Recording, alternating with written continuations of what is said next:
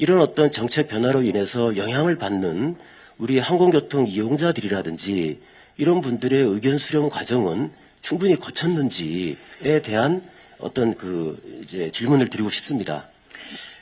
예, 아까 말씀드린 대로, 저희 실무자들이 이게 하루아침에 갑자기 만드는 것이 아니고, 수도 없이 많은, 물론 이제 문제제기, 지적과 또 우리 스스로 그 주차장의 효율적인 운영에 대한 검토를 여러 차례 하고, 지금, 실장님 말씀하신 대로, 이 주차 대행 업체 직원들의 일탈, 이런 것들을, 이 주차 대행 서비스를 개선하지 않고 해결할 수 있는 방안, 이런 것들도 다 검토한 결과 나왔다는 말씀을 드리고요.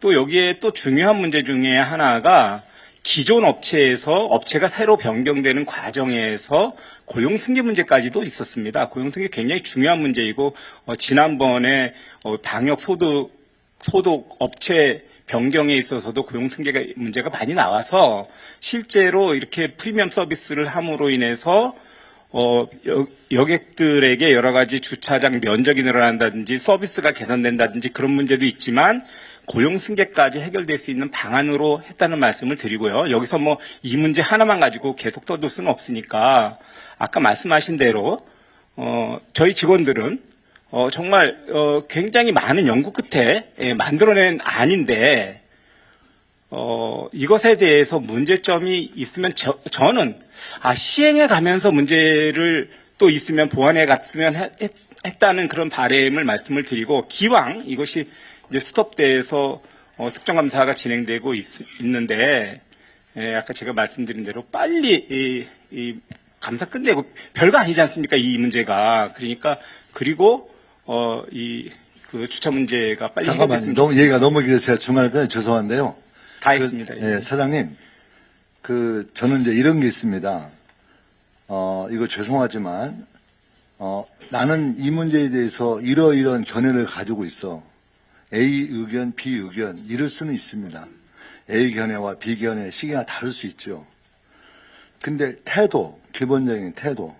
우리가 결정한 것은 이 분야의 최고의 전문가들이 모여서 결정한 거야. 이렇게 얘기를 시작하게 되면, 너 뭐 알아? 너 뭐 알아? 인천공항공사는 말이야, 전문가들이 모여있는 것이야. 그러면 인천공항공사는 항공 전문가들이 모여있고, 철도는 철도의 전문가들이 모여있고, 그렇잖아요. 그 전문가들이 모여있으니까 알아서 해야 되는지. 그렇지 않거든요. 그래서 저는 우리 사장님이 어떤 설명을 할 때 이 주차장 문제에 대해서는 최고의 전문가들이 준비해왔다라고 하는 것을 앞세워서 얘기하기보다는 국민들 눈높이에서 우리는 성의껏 준비했지만 다른 사람들은 어떤 의견을 가지고 있는지, 다른 사람들은 어떤 문제제기를 하고 있는지를 귀담아 듣는 태도가 우선인 게 좋겠다. 저는 이렇게 조언 드리고 싶고요. 또 하나는 이제 그렇게 어떤 정책이 나왔죠. 근데 저도 고민을 했거든요. 이거 어떻게 시험하면서 하는 게 좋을지, 아니면 아직 시작이 제대로 안 돼 있으니 바로 언론서도 문제를 제기하고 문제를 파악해야 되는데, 이걸 제가 빠르게 이 문제를 우리 항공시장에서 지시해서 업무를 빠르게 파악하는 게 여의치 않은 조건에서, 그렇다면 아직 시작하지 않았으니 아주 국민들은 기존 방식에 익숙한 거니 그대로 가면서 이거 한번 잘 따져본 다음에 바꾸는 게 좋겠다. 저는 그런 판단이 있을 수 있다고 생각합니다. 그래서 언제나 사고의 중심은 국민의 눈높이예요.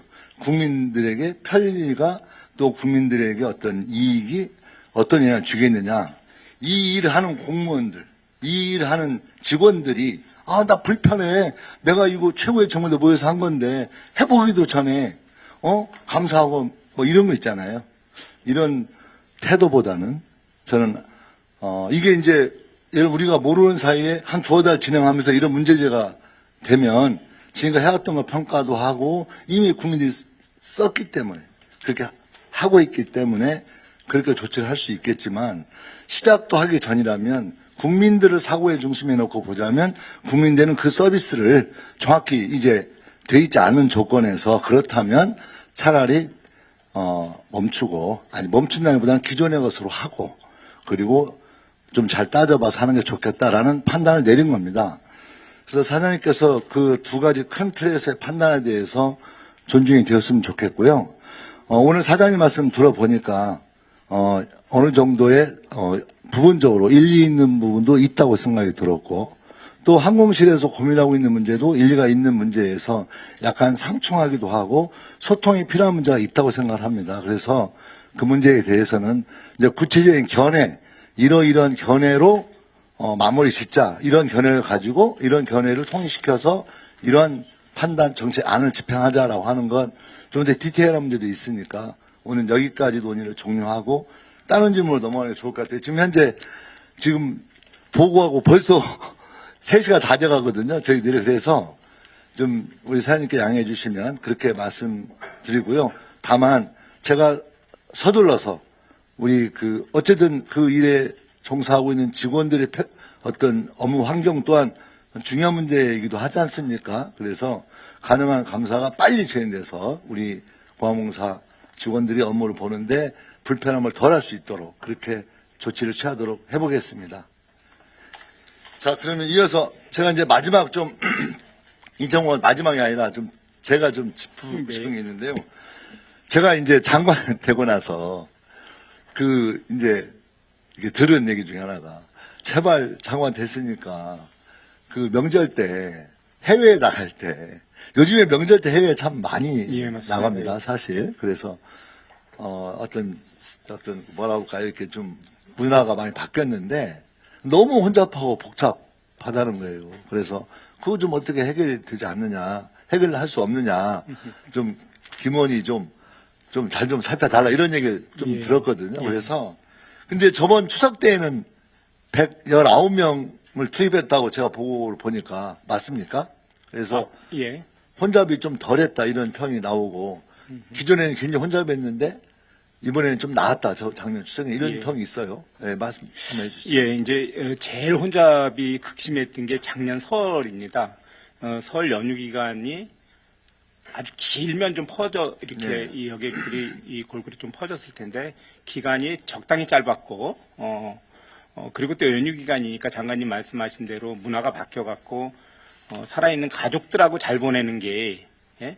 돌아가신 부모님 모시는 것보다 더 중요하게 이렇게 문화가 좀 바뀌지 않습니까? 그러다 보니까 또 가족들이 국내보다는 해외여행을 많이 하게 되고 뭐 이런 하여튼 이 문화의 변화 속에서 앞으로 이런 문제가 계속 발생될 수 있을 것 같습니다.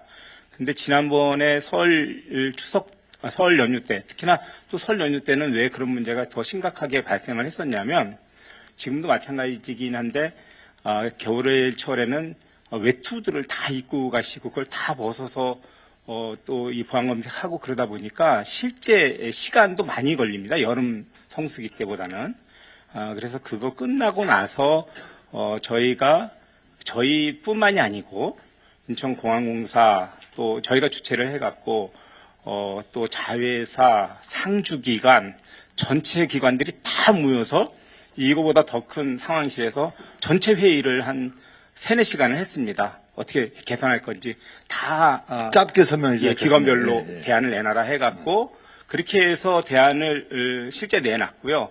그리고 나서 지금 장관님 말씀하신 대로 추석이라든지 하계 성수기라든지 또 지난 추석 때에는 막 파업까지 다 있었는데도 불구하고 큰 혼잡 없이 잘 혼잡 없이 운영을 했습니다.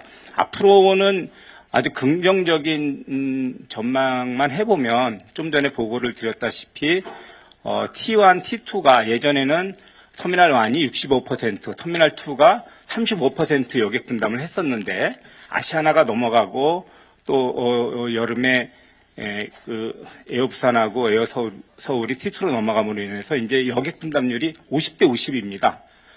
공항의 수용 능력도 비슷한데 여객도 분담이 비슷하기 때문에 그래서 혼잡은 예전보다 많이 좋아질 것 같고 또 여기에 발맞춰서 법무부에서 많이 도움을 주셔갖고 출국 심사대를 1시간 일찍 열고 입국 심사대도 1시간 일찍 또 2시간 3시간 늦게까지 해서 실제 공항의 운영 시간이 이렇게 좋아진 측면도 있습니다. 제일 걱정스러운 것은 지금 이제 뭐 노사 관계하고도 관련이 있는데 이제 그런 보안 검색을 하는 인력들, 자회사의 인력들이 여객이 넘어갔으니까 같이 보안검색 요원들도 함께 넘어가 줘야 되는데 이 보안검색 요원들이 자회사 노사 합의 사항에는 근무 시간이나 뭐 이런 것들뿐만이 아니고 근무지까지도 딱 정해져 있답니다. 그래서 이 T1에서 계속 내 근무지니까 여기서 남겠다. 이러기 때문에 탄력적인 운영이 좀 어려운 측면이 있고 그래서 요번에도 사실은 40명을 근무지를 변경은 못 시켜갖고 그냥 특별 반을 한 개 반을 조성을 해갖고 구성을 해갖고 이전을 했는데 이런 문제들만 좀 어느 정도 해결되면 인천공항의 혼잡은 큰 문제 없이 잘 될 수 있지 않을까 싶습니다. 올 설 연휴 때 잘 준비하도록 하겠습니다. 예, 사장님, 그러니까 너무 좀 시간이 약간 막 흘러가서요. 제가 말씀드린 핵심 요지는 명절 때 특히 혼잡한 상황에 대해서 잘 대책을 세워야 된다. 1번. 예. 그걸 주문하고 있는 거고요.